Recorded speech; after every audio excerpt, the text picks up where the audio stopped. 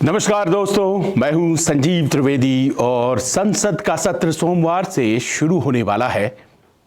लेकिन मुद्दे क्या रहने वाले हैं, इस पर जब चर्चाओं के दौर चल रहे हैं तो एक मुद्दा तो बहुत स्पष्ट दिखाई पड़ रहा है, SIR। इस मुद्दे पर आपको याद होगा पिछला सत्र भी कुछ इसी तरह से खींचतान के बीच बीता था। उस वक्त ये SIR चल रहा था बिहार में और विपक्ष लगातार मांग करता रहा कि SIR पर संसद में चर्चा होनी चाहिए, लेकिन चर्चा नहीं हुई क्योंकि सरकार का ये मानना था कि अदालत में ये मामला चल रहा है, चर्चा संसद में कैसे की जाए।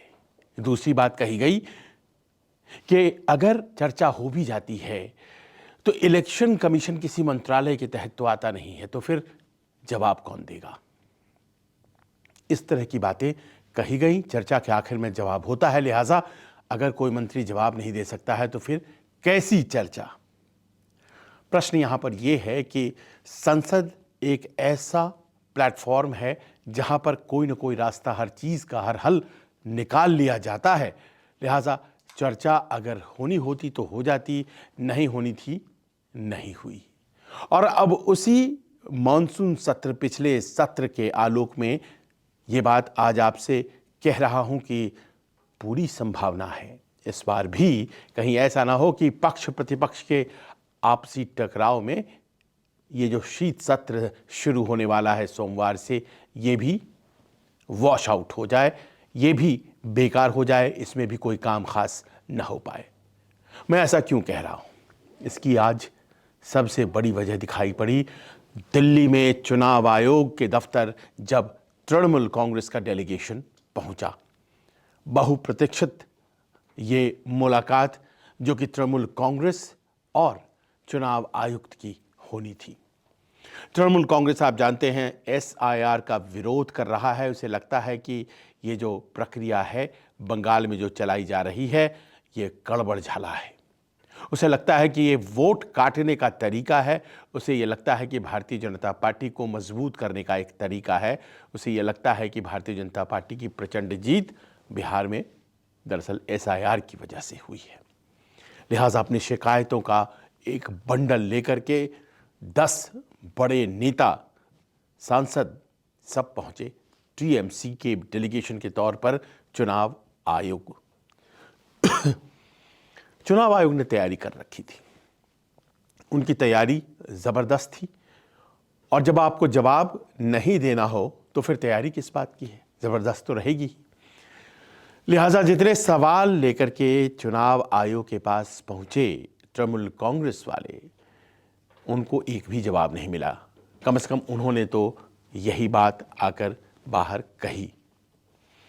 इलेक्शन कमीशन की तरफ से आधिकारिक रूप से कुछ आया नहीं, हम जानते नहीं हैं, लेकिन कुछ सूत्रों के हवाले से खबरें आ रही हैं कि हमने उन्हें कहा है कि आप BLO के ऊपर दबाव नहीं बनाइए, BLO के ऊपर दबाव नहीं बनाइए।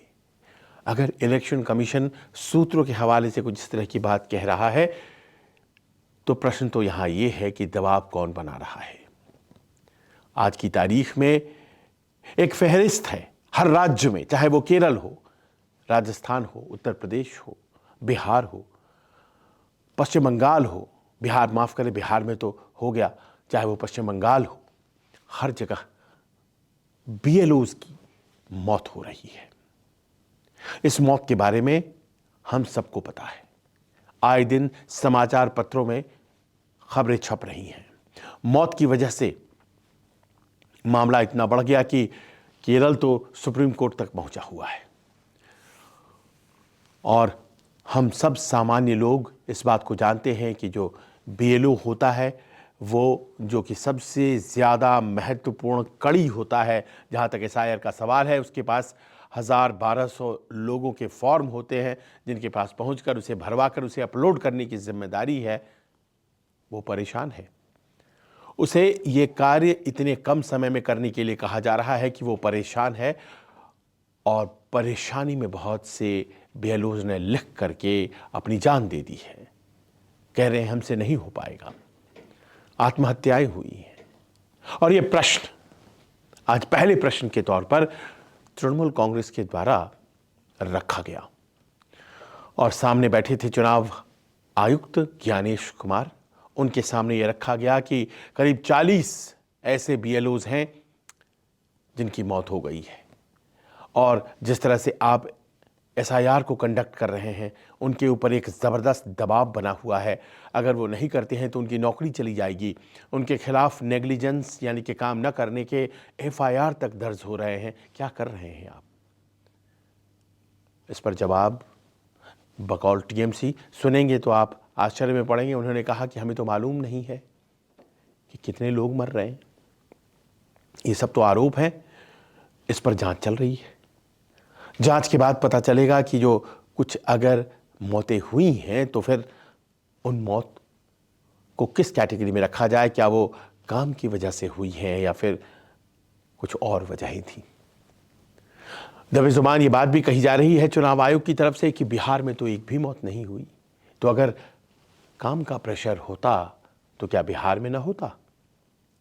आप सोचिए कि जान चली गई है, कुछ लोगों की जान चली गई है, इसमें कहीं कोई दो राय नहीं है। मरते वक्त मरने वाले ने लिख भी दिया है कुछ मामलों में, लेकिन बीएलओ की मौत किस तरह से हो रही है इस बारे में इलेक्शन कमीशन के लिए ये अहम है कि जांच की रिपोर्ट आ जाए। बहुत से लोग इस बात के लिए बहुत चिंतित हैं कि आखिरकार उन्हें बीमा मिलेगा या नहीं मिलेगा, उनके लिए कॉम्पनसेशन है कि नहीं है जिनकी मौत हुई है। यहाँ तो अभी रिकग्नाइज ही नहीं किया जा रहा है कि वो मौत जो है बीएलओ की वो किस वजह से हुई है। हमारे और आपके जानने वालों में बहुत से लोग हैं जो बीएलओ का काम कर रहे हैं, उनकी व्यथा कथा सुननी पड़ती है।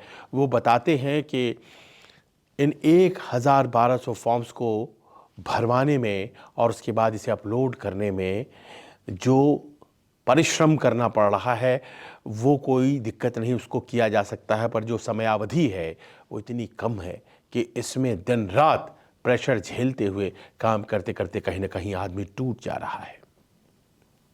लेकिन इस बारे में जानकारी नहीं है इलेक्शन कमीशन को, तो शायद ना हो, पर यह हकीकत है कि इस तरह से ही बाकी के सवालों को भी देखा गया। एक बहुत अहम सवाल था कि भाई अगर एसआईआर है, ये एसआईआर अगर किया जा रहा है स्पेशल, ये जो रिवीजन है, तो ये स्पेशल इंटेंसिव रिवीजन आखिरकार इसीलिए तो की जा रहा है कि कोई वजह है। वजह क्या है? तो बताया गया कि बहुत गड़बड़ी है, चुनाव जो इलेक्टोरल रोल है उसमें जो वोटर लिस्ट है उसमें बहुत गड़बड़ी है और बहुत गड़बड़ियां हैं, लिहाजा इनको तो आखिरकार सुधारना ही था। 2024 में भी गड़बड़ियां रही होंगी, ये प्रश्न उठाया तृणमूल कांग्रेस वाले ने। कहा कि उस वक्त तो आपने चुनाव करा दिया, चुप रह गए बकौल टीएमसी। तो 2025 में आखिरकार सही तो होना ही है, गड़बड़ी में हो गया चुनाव तो हो गया, अब सही किया जा रहा है, 2025 में सही किया जा रहा है। बहुत सी गड़बड़ियाँ हैं। गड़बड़ियाँ क्या है? तो घुसपैठिए बहुत ज़्यादा है, नॉन वोटर्स बहुत घुस गए हैं, ऐसे लोग जो हमारे देश के नहीं हैं उनके भी वोटर कार्ड बन गए हैं, वो भी वोट दे लेते हैं। उन्हें बाहर करना सिस्टम से बहुत ज़रूरी है, बहुत ज़रूरी है, बहुत ज़रूरी है, क्योंकि हमारे देश के लोगों को ही वोटिंग का अधिकार होना चाहिए। प्रश्न यहाँ पर यह है कि बिहार में, और ये पूछा गया, जब एसआईआर हुआ तो कितने घुसपैठिए निकले, उसकी संख्या क्या थी जिनके वोट काटे गए घुसपैठियों की। घुसपैठिए आखिरकार बिहार के सीमांचल में है, इस बात की जानकारी वहां बहुत पहले से दी जा रही थी, इस बात का जवाब नहीं आया, क्योंकि इस तरह से कोई जानकारी थी ही नहीं। घुसपैठिए कितने निकले, वोट कटे ही नहीं। वोट कटते आखिरकार तभी तो लोग नाराज होते, कहते कि हमारा वोट कट गया। जी नहीं, कोई नहीं आया, कोई नहीं आया। यही बात तो विपक्ष वालों के खिलाफ कही जाती है बीजेपी के द्वारा कि कोई खड़ा तो हो नहीं रहा है, आप ही कहे चले जा रहे हैं कि वोट कट गया, वोट कट गया। साहब, वोट किसका कटा? प्रश्न यही है, इसे उलट कर देखिए, किसका कटा वोट, किसके लिए किया गया आखिरकार? घुसपैठिए अगर नहीं थे, घुसपैठियों की अगर फहरिस्त नहीं है, तो फिर ये घुसपैठिए वाली जो वजह है ये तो कमज़ोर पड़ जाती है। और यही वजह लेकर के बंगाल में भी किया जा रहा है। ये जो विशेष मतदाता पुनरीक्षण है, एसआईआर, ये सबसे बड़ी जो वजह बताई जाती है इसके पीछे तो यही बताया जाता है ना कि स्पेशल इन्वेस्टिगेशन की जा रही है, स्पेशल इंटेंसिव रिवीजन की जा रही है ताकि घुसपैठियों को पकड़ा जाए। पकड़ना बहुत ज़रूरी है, लेकिन प्रश्न ये है कि अगर यही वजह थी बिहार में तो फिर वहाँ वोट कैसे नहीं मिला? कैसे नहीं मिला वो घुसपैठिया जो वोट करता है? और उसी बिना पर बंगाल में इस तरह के रिवीजन को करना कितना जायज़ है? अब प्रश्न यहाँ दूसरा है कि इस पर चुप्पी खामोशी रह जाने में ही भलाई है, क्योंकि मामला तो सुप्रीम कोर्ट में चल रहा है। सुप्रीम कोर्ट में 10 तरह के सवाल होंगे, संभवतः वहाँ जवाब दिए जाएंगे। सांसदों को जवाब देना ज़रूरी नहीं है, वहाँ तो जवाब देना पड़ेगा। और भी प्रश्न थे, और प्रश्न कुछ इस तरह से थे कि बंगाल में अगर आप इस SIR को अंजाम दे रहे हैं तो उसकी एक सबसे बड़ी वजह है कि उसकी सीमा बांग्लादेश से लगी हुई है, और इस कारण से जो घुसपैठ है वो संभव है। घुसपैठ संभव है, ये सच बात है। करीब 400 किलोमीटर है जो कि बंगाल और बांग्लादेश की सीमा है, और लोगों का आना जाना होता है, ये हकीकत है। BSF वहाँ खड़ी है बावजूद इसके।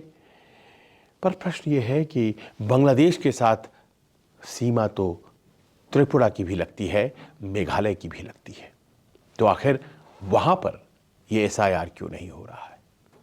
चुनाव तो देर सवेर वहाँ भी होने हैं, तो वहाँ नहीं हो रहा है और बंगाल में हो रहा है। गणित क्या है? इस प्रश्न का जवाब नहीं है, क्योंकि इस प्रश्न का जवाब बहुत से प्रश्नों के जवाब को खोल देगा। लेकिन आखिरकार जब ये बात पूछा गया कि आपको असम में स्पेशल रिवीजन ही क्यों करना पड़ रहा है, SIR क्यों नहीं करना पड़ रहा है, वहाँ भी तो सीमा लगती है, वहाँ भी घुसपैठ का सवाल है, तो असम वाली बात जो है उस पर भी खामोशी थी। असम में भी चुनाव होने हैं और वहाँ स्पेशल रिवीजन, जो कि सामान्य चीज़ है, जो कि हर साल होती है, और बंगाल में special special intensive revision, Bihar में स्पेशल इंटेंसिव रिवीजन। चुनाव आयोग को देखिए इन तमाम सवालों के जवाब देने चाहिए, क्योंकि अगर नहीं देते हैं तो ये सरकार पर प्रश्न उठाने को मजबूर करते हैं विपक्ष को, क्योंकि अगर खामोशी है तो फिर ये कह दिया जाता है कि सरकार के दबाव में चुनाव आयोग काम कर रहा है, वो बहुत आसानी से बच जाता है। और ये सरकार के लोगों को ध्यान देने की ज़रूरत है कि अपने माकूल जवाब के साथ चुनाव आयुक्त को तैयार रहना चाहिए। आखिरकार इतना बड़ा एक्सरसाइज अगर वो कर रहे हैं तो ऐसे ही खामोश मुस्कुराते हुए चुपचाप 2 घंटे की बैठक को निकाल देना है, ये स्ट्रैटेजी नहीं होनी चाहिए। जवाब होना चाहिए, क्योंकि आप सरकार को फंसा देते हैं।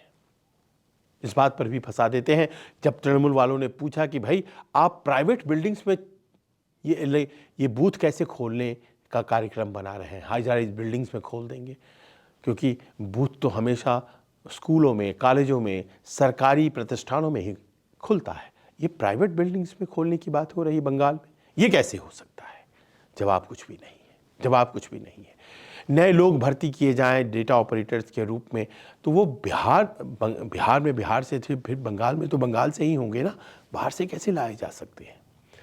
इन प्रश्नों के जवाब नहीं थे। जवाब अगर नहीं थे तो ये चिंता की बात है, इसलिए कि जवाबदेही हमारे लोकतंत्र की सबसे बड़ी ताकत है। और इस जवाबदेही के इस सवाल पर अगर पीछे हटकर मुस्कुरा करके कुछ भी न कहकर इस बैठक भर को निकाल दिया जाता है तो प्रश्न ये है कि प्रश्न खड़ा रह जाता है। और आने वाले दिनों में सोमवार को इन्हीं प्रश्नों के साथ हम देखेंगे विपक्ष फिर से चढ़ाई कर रहा है, सत्ता पक्ष को घेरने की कोशिश कर रहा है, और कन्फ्रंटेशन वहाँ होगा, वहाँ टकराव जो होगा उससे संसद का समय ज़ाया होगा, क्योंकि आरोप तब लगेंगे आरोप कि सरकार के दबाव में इलेक्शन कमीशन काम कर रहा है। इलेक्शन कमीशन जिम्मेदार होगा सरकार को इस तरह के मामलों में फंसाने के लिए, लिहाजा ये सरकार की जिम्मेदारी है कि वो इलेक्शन कमीशन को कहे कि जो लोग सवाल लेकर के आते हैं उन सवालों के आपके पास जवाब होने चाहिए। सोमवार को अगर बहस नहीं होती है, टकराव फिर से होता है, क्योंकि बिहार वाले मामले में बहस नहीं हुई तो फिर बंगाल वाले मामले में बहस कैसे हो सकती है? वहाँ भी तो यही मांग थी कि एसआईआर आप क्यों कराना चाह रहे हैं। बंगाल में भी यही मांग है कि एसआईआर आप क्यों कराना चाह रहे हैं, इस पर बहस कीजिए। अगर बिहार में बहस नहीं हुई तो बंगाल में बहस नहीं होगी, तो फिर टकराव होगा, और फिर टकराव में जिस तरह से दिन ज़ाया हुए थे संसद के मॉनसून सत्र के, यकीन मानिए कुछ उसी तरह के हालात शायद आपको मॉनसून सत्र की तरह ही शीत सत्र में भी, विंटर सेशन में भी सोमवार से 1 दिसंबर से देखने को मिल सकते हैं।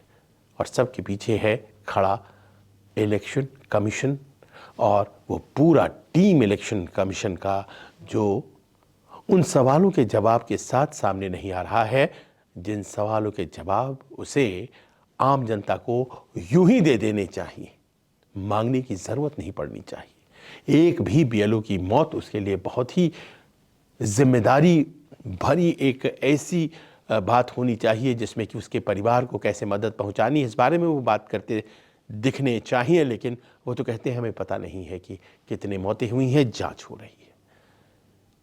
ऐसे बहाल करेगा चुनाव आयोग हौसला, विश्वास हमारी चुनावी प्रक्रिया में?